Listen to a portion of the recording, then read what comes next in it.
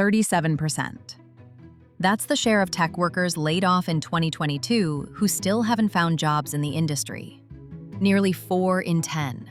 Not struggling to find the right fit, not holding out for better offers, genuinely locked out of a sector they spent years building careers in.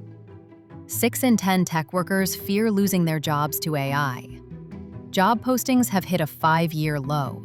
Salaries have dropped over 12%. The industry that once represented the future of work looks increasingly like a cautionary tale. But beneath the wreckage, something is shifting. Some indicators suggest 2025 could mark the beginning of a genuine recovery.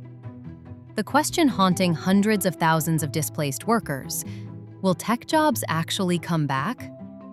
The collapse followed an unsustainable boom. The pandemic triggered explosive growth as companies raced to digitize everything. In 2021, the U.S. tech sector added over 260,000 jobs, a 7% surge that felt like validation for anyone who'd bet their career on software. Then 2022 arrived with a brutal correction. Between 2022 and 2023, more than 300,000 tech workers were laid off. Meta, Amazon, Google, the companies that defined the industry, led the cuts, framing mass terminations as natural corrections after pandemic overhiring and necessary pivots toward AI. The layoffs didn't just reduce headcount, they reshaped hiring philosophy entirely. Companies that once competed fiercely for any warm body with coding skills now demand exceptional candidates for every position. Technical interview score requirements have increased 12% on average. The bar rose precisely when the number of people trying to clear it multiplied. Recruiting teams that once numbered in hundreds were themselves cut, replaced by leaner operations focused on quality over quantity. The recovery emerging in 2025 looks nothing like the boom that preceded the bust. U.S. tech employers project roughly 300 software developer openings on average, a 12% year-over-year increase, but still far below pre-pandemic hiring levels. The growth is real but measured. Companies are adding headcount carefully, strategically, with clear ROI expectations attached to every new salary. Artificial intelligence sits at the center of this reconfigured market. 60% of U.S. tech managers plan to hire AI engineers in 2025, up from 35% just a year earlier. The demand extends beyond pure machine learning roles into cross-functional territory. AI API integration, data analysis, automated assistance tools, prompt engineering. The skills that matter have shifted dramatically, and workers trained in yesterday's technologies find themselves competing for positions that require capabilities they never developed. The talent pipeline is being redirected toward industries that barely registered as tech employers a decade ago. Financial services have emerged as aggressive recruiters of engineering talent. The percentage of Cornell computer science graduates entering finance grew from 16% in 2022 to 22% in 2024. Carnegie Mellon's numbers show similar migration, 16% to 19% over 5 years. JP Morgan Chase, Goldman Sachs, and Citizens Financial Group are investing billions in AI to modernize platforms and personalize services. Wall Street wants the same engineers Silicon Valley used to monopolize, and they're willing to pay for them.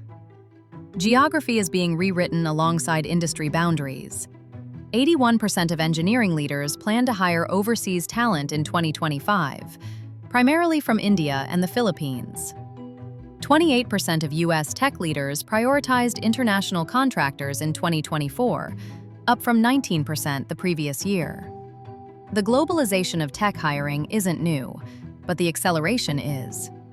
Companies discovered during the layoff period that distributed teams could deliver quality work at lower cost, and that discovery isn't being forgotten just because the market is warming.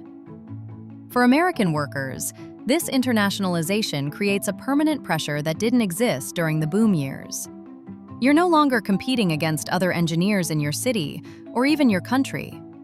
You're competing against equally skilled developers in Bangalore and Manila who will accept salaries that wouldn't cover rent in San Francisco.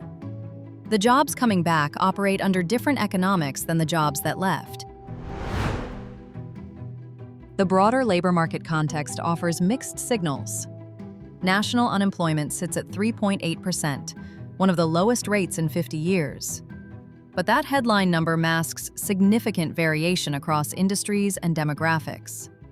Monthly job creation averaged 165,000 positions in early 2025, well below the 250,000 average from 2023.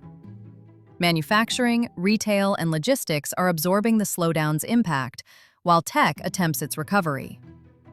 The Bureau of Labor Statistics projects that data science, software development, and systems analysis occupations will grow 20 to 30% by 2032, far exceeding the 3% national average. The long-term trajectory points upward. But long-term trajectories offer cold comfort to workers who've spent 2 years sending applications into silence, watching savings deplete while algorithms screen them out of consideration. The industry has found a new equilibrium. It's not the explosive growth of 2021 or the freefall of 2023. It's something more measured, more selective, more globally distributed. The winners in this market will be specialists, AI engineers, security experts, data architects with credentials that prove they can deliver value immediately. Generalists who once rode the rising tide will find fewer lifeboats available. Tech jobs are returning. The evidence supports cautious optimism for 2025 and beyond, but they're returning with transformed requirements, redistributed across industries that previously existed outside tech's boundaries, governed by hiring standards significantly higher than before. The developers who thrived in the boom era by knowing enough to be useful will struggle in a market that demands mastery. The engineers who viewed their skills as permanent assets will discover that AI has rewritten what those skills are worth. The recovery isn't a restoration, it's a reconstruction, built on different foundations, serving different priorities, rewarding different capabilities. The jobs will come back. They just won't come back for everyone.